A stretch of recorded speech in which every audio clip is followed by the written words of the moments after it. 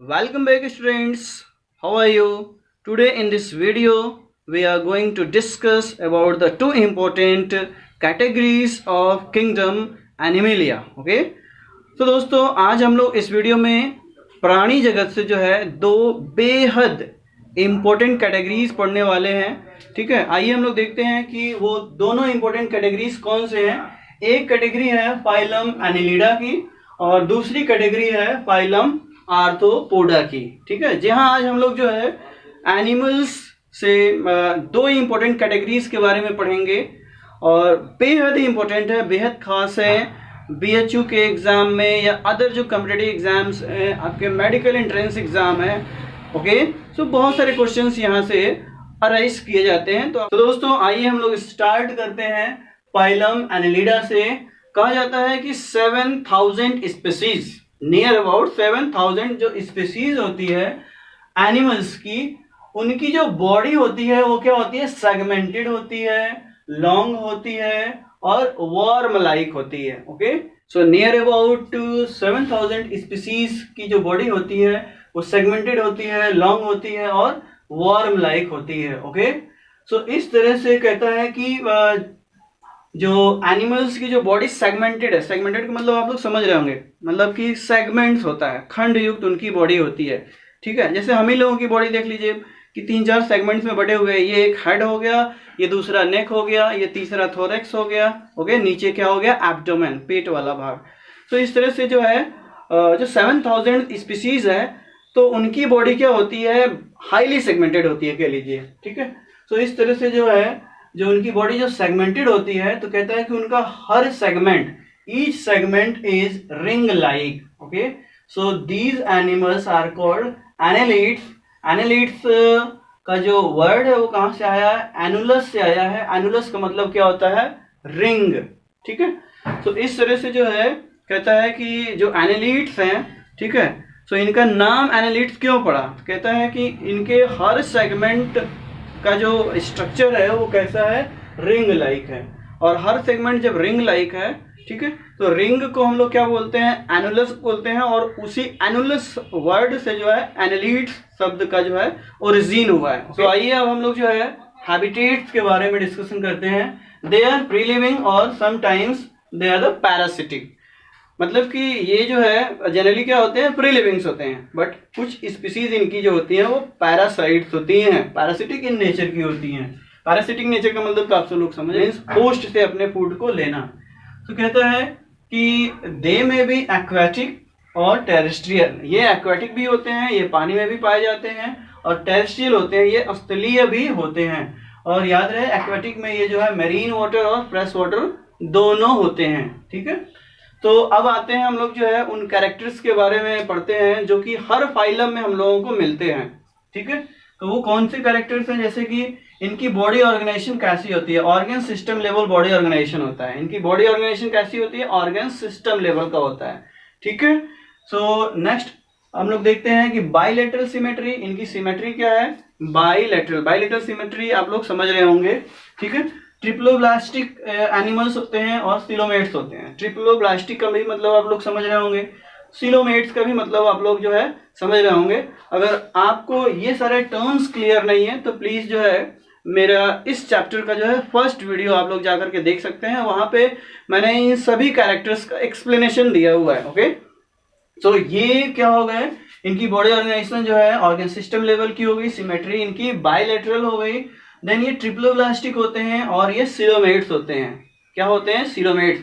हम लोग कह सकते हैं कि एनालिड्स के जो है ओरिजिन के साथ साथ जो है सिलोमेट्स एनिमल का जो है ओरिजिन हो गया। ठीक है, आइए कुछ इंपॉर्टेंट कैरेक्टर्स के बारे में पढ़ते हैं। जैसे कि इनके पास सर्कुलेटरी सिस्टम है, डाइजेस्टिव सिस्टम तो इनका नॉर्मल है, बट इनके पास सर्कुलेटरी सिस्टम भी है। और सर्कुलेटरी सिस्टम तो एडवांस टाइप का है, क्लोज्ड सर्कुलेटरी सिस्टम है। कैसा है, क्लोज्ड टाइप का सर्कुलेटरी सिस्टम है। ठीक है, क्लोज्ड टाइप तो आप समझ रहे होंगे, जब ब्लड जो है वो ब्लड वेसल्स में फ्लो करता है, ब्लड वेसल्स के अंदर आर्टरीज और वेन्स में फ्लो करता है, देन इसको हम लोग क्या बोलते हैं, closed type of circulatory system बोला जाता है। ठीक है, सो आइए, स्क्रेटरी सिस्टम मतलब कि स्क्रेटरी सिस्टम जो है इसका किससे बना हुआ है, कौन सा ऑर्गन है, तो नेफ्रिडिया। जी हाँ, याद रखिएगा आप लोग, नेफ्रिडिया बहुत तेजी से क्वेश्चन आता है। नेफ्रिडिया जो होता है वो एनालिट्स के केस में जो है क्या होता है, स्क्रेटरी ऑर्गन होता है, इनके वेस्ट मटेरियल के रिमूवल में हेल्प करता है।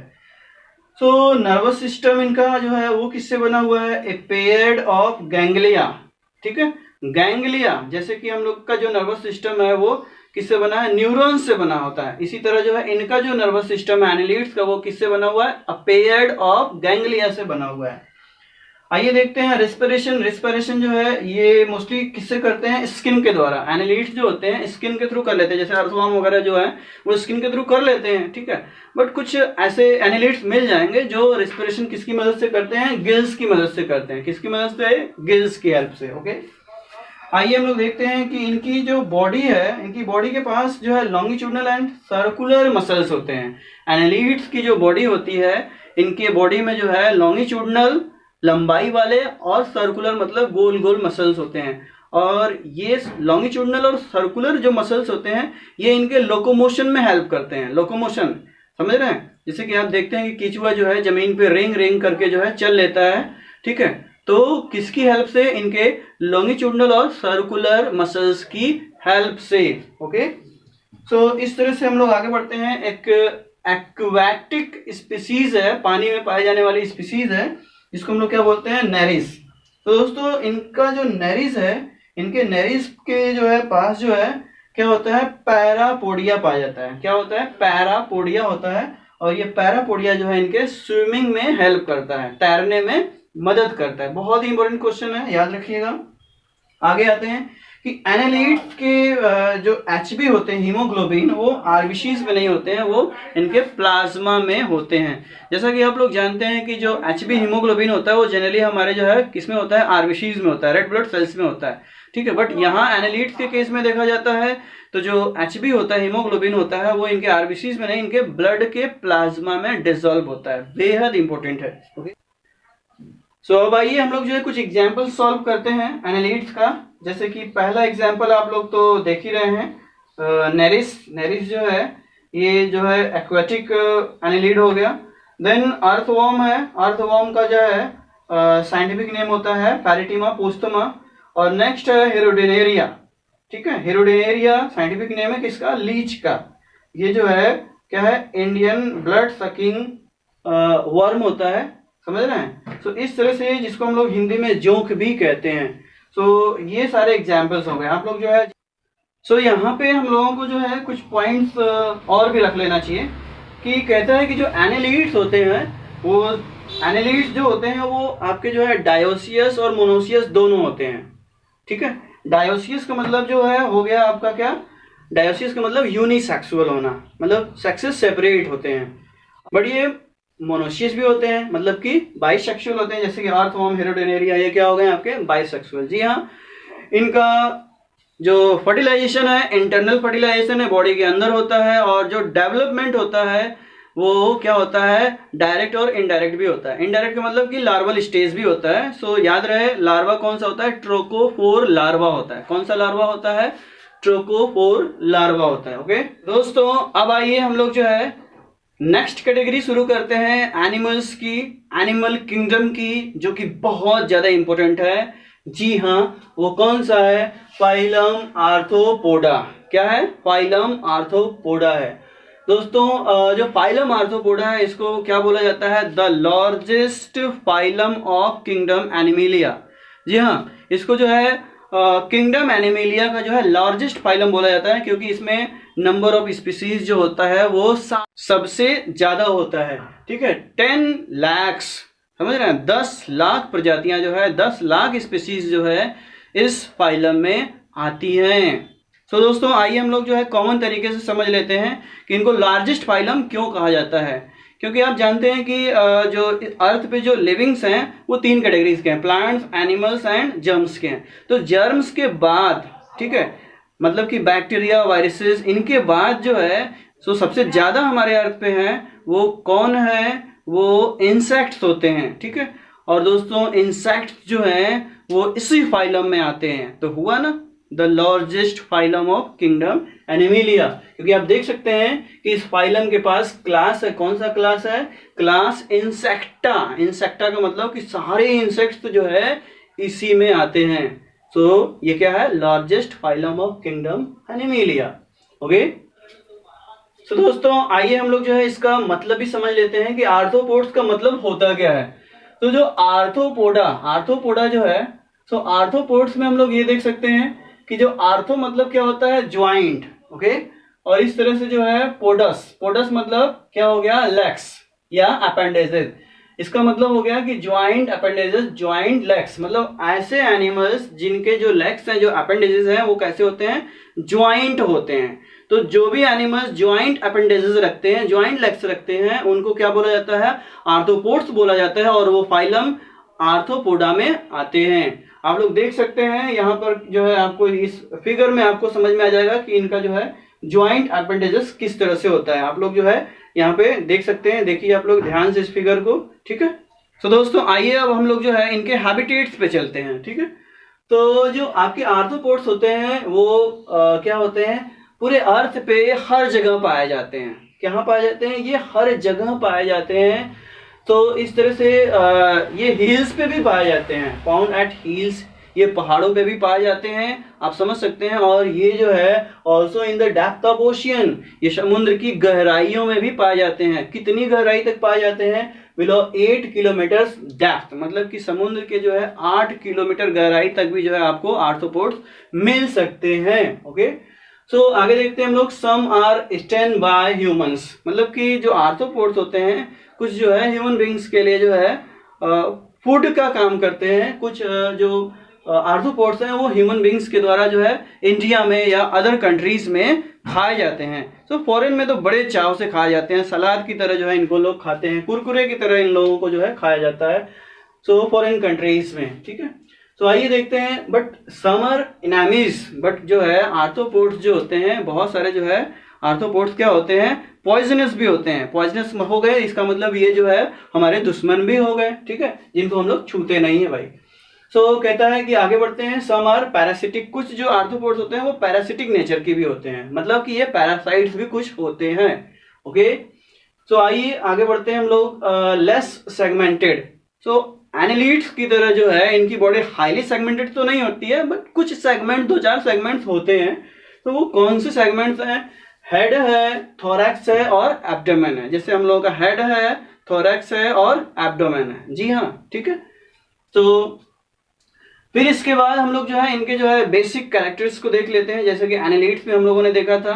तो इनका जो बॉडी ऑर्गेनाइजेशन है वो कैसा है, वो ऑर्गन सिस्टम लेवल का है। सिमेट्री कैसी है, सिमेट्री इनका जो है बायलैटरल सिमेट्री है।